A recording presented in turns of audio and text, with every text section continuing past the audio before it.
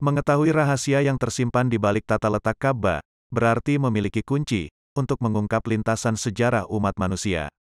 Itulah yang menjadi tujuan Ibrahim, sang bapak agama Samawi, ketika mendesain tata letak Ka'bah. Ia tidak hanya membuat rumah Tuhan ini sebagai tempat ibadah bagi umat manusia dari segala penjuru dunia, tapi juga menjadikannya sebagai tempat syarat dengan simbol-simbol teramat penting, yang dapat menuntun umat manusia mengetahui asal-usulnya. Berikut ini fakta dan simbol-simbol yang terdapat pada Ka'bah. Ka'bah adalah satu-satunya bangunan suci dan bersejarah di bumi yang sadar realita geografisnya, dengan mengacu pada utara sebenarnya bukan utara magnet. Tata letak Ka'bah menunjukkan fakta bahwa ia mengikuti poros bumi yang miring 23,4 hingga 23,5 derajat dari garis tegak lurus ekliptika. Ini kejujuran dan hal fundamental yang ditanamkan Nabi Ibrahim dalam konsep desain yang ia terapkan pada tata letak Ka'bah. Tentu saja, ketika Nabi Ibrahim memilih mengacu pada titik utara sebenarnya, bukan utara magnet yang semu, ia memiliki tujuan pasti. Secara filosofis, dengan mengacu pada titik utara sebenarnya, ia ingin menunjukkan bahwa Ka'bah yang ia bangun didasari oleh konsep dan fakta-fakta yang real, nyata, bukan semu ataupun imajinatif. Dan bahwa hanya dengan mengikuti konsep fundamental tersebut maka, simbol-simbol yang ia benamkan dalam desain tata letak Ka'bah, dapat terungkap. Dengan mengadopsi kemiringan poros bumi, tata letak Ka'bah menempatkan makam Ibrahim tepat di arah utara sebenarnya. Jika mengacu pada arah utara magnet bumi, letak makam Ibrahim menjadi tidak tepat berada di sebelah utara. Lalu, apa yang ingin disimbolisasi Nabi Ibrahim dengan meletakkan makam Ibrahim di sisi utara Ka'bah? Dalam bahasa Arab, kata makam berarti tempat, lokasi, atau posisi. Jadi secara harfiah, makam Ibrahim dapat dimaknai tempat Ibrahim, lokasi Ibrahim, atau posisi Ibrahim. Pada bagian dalam makam Ibrahim, ada yang disebut jejak kaki Ibrahim, yang selama ini orang anggap sebagai tempat Nabi Ibrahim berdiri ketika membangun Ka'bah. Tapi tampaknya cerita ini hanyalah mitos saja. Saya melihat bahwa tujuan Nabi Ibrahim menempatkan makam Ibrahim di sisi utara Ka'bah, adalah untuk merepresentasi sisi utara, di mana ia pernah memijakkan kakinya, atau lokasi di mana ia pernah berada dan bereksistensi. Untuk mengetahui di mana wilayah utara yang dimaksud, diperlukan peninjauannya menggunakan konsep interpretasi posisi jarum jam sebagai penentu arah mata angin. Jam 6 pagi mengacu pada arah timur tempat terbit matahari. Ujung timur berada di wilayah Tuvalu. Bahkan, Al-Quran tampaknya mengisyaratkan nama Tuvalu dalam bentuk kata Tuwallu, yaitu pada surat Al-Baqarah ayat 15, yang berbunyi, hanya milik Allah timur dan barat. Kemanapun kamu menghadap, di sanalah wajah Allah. Dalam kalimat ini, Tuwallu bisa bermakna menghadap, atau hadapan, atau depan. Dan ini selaras dengan letak Tuvalu sebagai negeri yang paling depan atau paling awal mengalami terbit matahari. Itulah mengapa nama seperti Tuvalu, atau Tuwal, yakni kota di Maluku, kita temukan digunakan sebagai nama toponim di bagian timur. Jam 6 petang mengacu pada arah barat tempat terbenam matahari. Ujung paling barat tempat terbenam matahari adalah di wilayah Al-Maghribi, Maroko. Dengan demikian, jam 12 siang mengacu pada utara. Titik tepatnya berada di wilayah Bangladesh. Hipotesis ini bukan asal-asalan. Faktanya, di Bangladesh yang saya hipotesiskan telah ditetapkan orang-orang di dunia kuno sebagai zona siang, terdapat Sungai Siang atau Siang River, yang merupakan nama lain dari Sungai Brahmaputra. Ini adalah sungai terbesar di wilayah ini. Mengalir dari Tibet melintasi India, Bangladesh dan bermuara di Teluk Benggala. Demikianlah, apa yang ingin disimbolisasi Nabi Ibrahim dengan menempatkan makamnya di sebelah utara Ka'bah, adalah tentang eksistensinya di wilayah Bangladesh. Mengenai bukti-bukti eksistensi Nabi Ibrahim di wilayah Bangladesh, akan saya ulas khusus di video lainnya. Sekitar 4200 tahun yang lalu, ketika Allah memerintahkan Nabi Ibrahim hijrah meninggalkan wilayah Timur Tengah, saat itu, terjadi bencana kekeringan yang dahsyat. Hal ini dibuktikan oleh temuan para ahli yang mengatakan bahwa akibat kekeringan itu, Jazirah Arab ditinggalkan hingga kosong tak berpenghuni selama sekitar 300 tahun. Dalam artikel John Noble Wilford yang berjudul Collapse of Earliest Known Empire, disebutkan bahwa suatu tim arkeolog, geolog, dan ilmuwan tanah, telah menemukan bukti yang tampaknya memecahkan misteri penyebab keruntuhan tiba-tiba Kekaisaran Akkadia sekitar 4.200 tahun lalu. Kekaisaran Akkadia, menurut mereka, dilanda kekeringan 300 tahun dan benar-benar mengering. Sebuah analisis mikroskopis kelembaban tanah di reruntuhan kota-kota Akkadian, di tanah pertanian utara, mengungkapkan bahwa serangan kekeringan berlangsung cepat dan konsekuensinya parah, mulai berlangsung sekitar 2200 sebelum Masehi. Pengamatan keramik dan artefak lainnya sebagai pelacakan bukti keberadaan orang Akkadia di Tel Leilan dan kota-kota utara lainnya, menunjukkan fakta pada para arkeolog tentang adanya kesenjangan 300 tahun dalam pendudukan manusia di Tel Leilan dan kota-kota tetangga. Interval tanpa tanda-tanda aktivitas manusia tersebut dimulai sekitar tahun 2200 sebelum Masehi. Dalam artikel Nigel Hawkes berjudul, Bronze Age Cities May Have Been Destroyed by Comet, dipaparkan dugaan dari para ilmuwan bahwa bencana alam yang menimpa peradaban zaman perunggu di banyak bagian dunia mungkin merupakan dampak dari komet atau meteorit yang menabrak bumi. Bukti yang paling menarik datang dari Dr. Mary Agnes Courty, seorang ahli dalam studi mikroskopis tanah dan sedimen, melaporkan bahwa sampel dari 3 wilayah di Timur Tengah, diambil dari tingkat yang sesuai dengan periode sekitar 2200 sebelum Masehi ketika ada perubahan iklim yang tiba-tiba, berisi bola kecil dari bahan kalsit yang tidak diketahui di bumi tetapi ditemukan dalam meteorit. Robert Matthew, dalam tulisannya, Meteor Clue to End of Middle East Civilizations, mengatakan, para ilmuwan telah menemukan bukti pertama dampak meteor yang menghancurkan di Timur Tengah yang mungkin telah memicu keruntuhan misterius peradaban lebih dari 4.000 tahun yang lalu.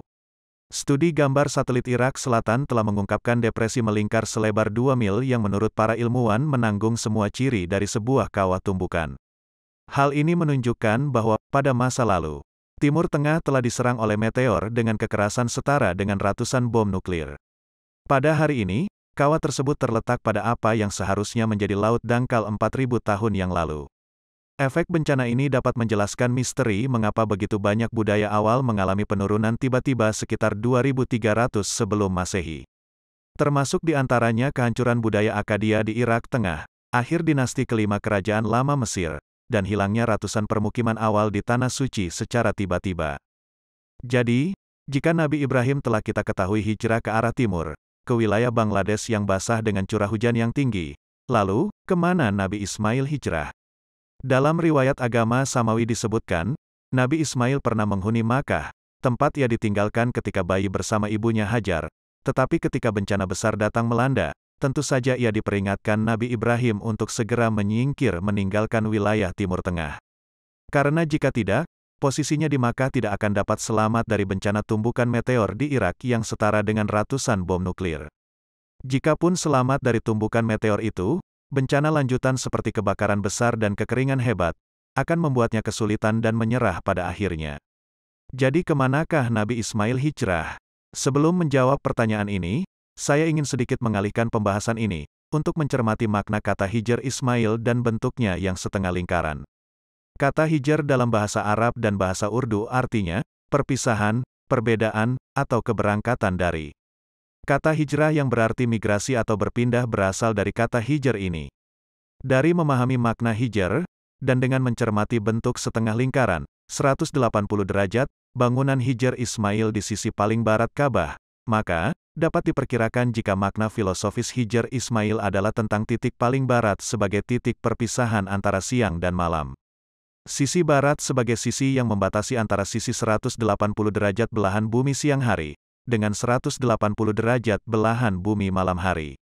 Hal inilah yang dimaksudkan makna kata hijr, perpisahan, yaitu perpisahan antara siang dan malam, perbedaan, yaitu perbedaan gelap dan terang, dan keberangkatan dari, yaitu keberangkatan dari sisi siang belahan bumi menuju sisi malam belahan bumi. Yang menarik, bentuk sinonim kata hijr yaitu firak mengandung makna kecemasan, kesedihan, penyesalan. Saya melihat makna ini lebih mengarah kepada simbolisasi sisi barat tempat tenggelamnya matahari sebagai sisi akhir kehidupan. Bahwa orang yang mencapai titik ini akan dilanda rasa cemas, sedih, dan penyesalan, karena telah mendekati akhir hidupnya. Jadi, bentuk setengah lingkaran hijr Ismail menyiratkan ujung paling barat, tempat terbenamnya matahari. Inilah alasan mengapa Nabi Ibrahim menempatkannya di sisi barat Ka'bah. Dengan demikian, hijr Ismail bisa kita maknai, tempat hijrah Ismail, yaitu, di ujung paling barat tempat terbenamnya matahari. Wilayah Maroko terkenal sebagai negeri paling barat tempat terbenamnya matahari. Tetapi, jejak hijrah Nabi Ismail di sebelah barat, tampaknya ditunjukkan tetangga Maroko di sebelah utara yaitu Spain atau Spanyol. Jika kita tinjau secara fonetis, nama Spain dan Ismail pada dasarnya memiliki korespondensi bunyi secara morfologis, karena fonetis P dan M sama-sama bagian dari konsonan bilabial, yakni konsonan yang diartikulasi atau dihasilkan dengan mempertemukan kedua belah bibir. Sementara itu, fonetis N dan L sama-sama bagian dari konsonan alveolar, yaitu konsonan yang diartikulasi dengan lidah menyentuh atau menghampiri alveolum, belakang gigi bagian atas. Kasus morfologi fonetis, atau perubahan fonetis, umumnya kita temukan terjadi di antara fonetis yang sejenis menurut artikulatornya.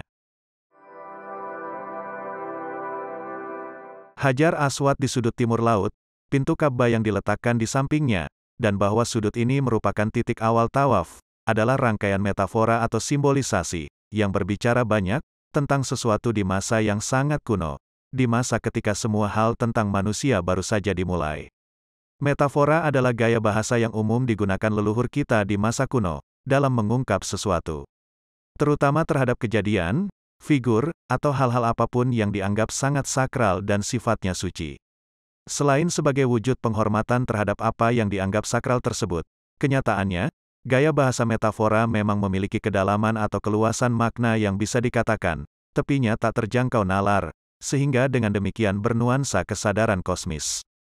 Pada bagian awal, telah saya ungkap bahwa Nabi Ibrahim tidak hanya membuat Ka'bah sebagai tempat ibadah bagi umat manusia dari segala penjuru dunia, tapi juga menjadikannya sebagai tempat syarat dengan simbol-simbol teramat penting, yang dapat menuntun umat manusia mengetahui asal-usulnya. Dan, Hajar Aswad di sudut timur laut serta pintu Ka'bah yang ditempatkan di sampingnya, adalah pintu masuk kita untuk memasuki lorong waktu itu.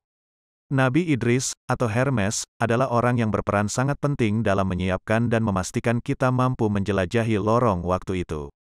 Dia mengajarkan ilmu hermeneutikanya sebagai bekal kita dalam upaya menerjemahkan simbol-simbol. Karena itu, dalam perjalanan ini, ia adalah guru kita.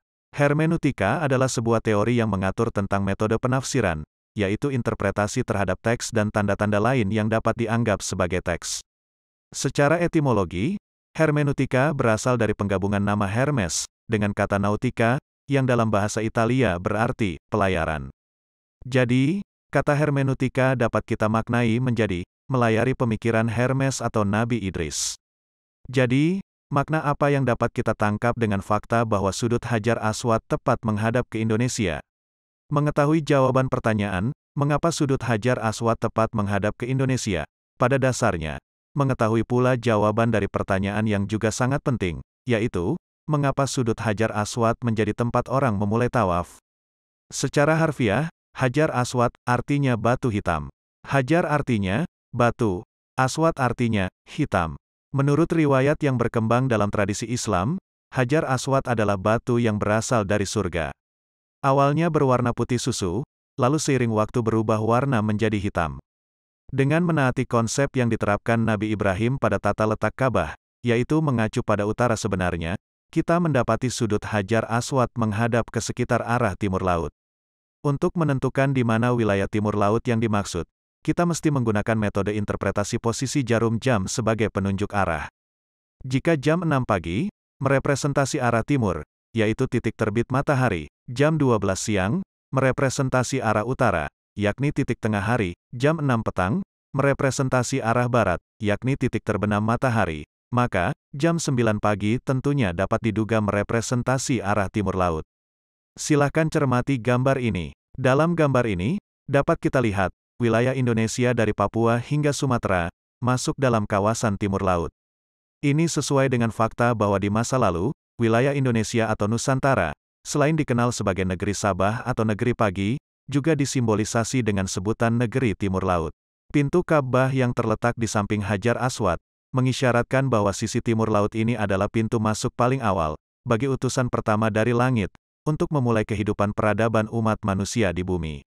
Simbol sudut Hajar Aswad di sisi timur laut sebagai titik awal tawaf, mengisyaratkan bahwa dari titik inilah perjalanan umat manusia, anak cucu Adam, dimulai. Titik timur laut adalah titik awal peradaban manusia. Titik awal, semuanya bermula. Di masa lalu, suatu tempat di Pulau Sulawesi, pernah disebut sebagai negeri timur laut atau Isanapura. Dalam teks Cina kuno, Sui Su, kitab sejarah dinasti Sui, yang disusun oleh Wei Zheng, antara tahun 580 sampai 643 Masehi, terdapat informasi bahwa negara Zenla atau Chenla, pada sekitar awal abad ke-7 diperintah oleh Ziduo Sina dan Yishainak Xiandai, yang ibu kotanya disebut Isanapura.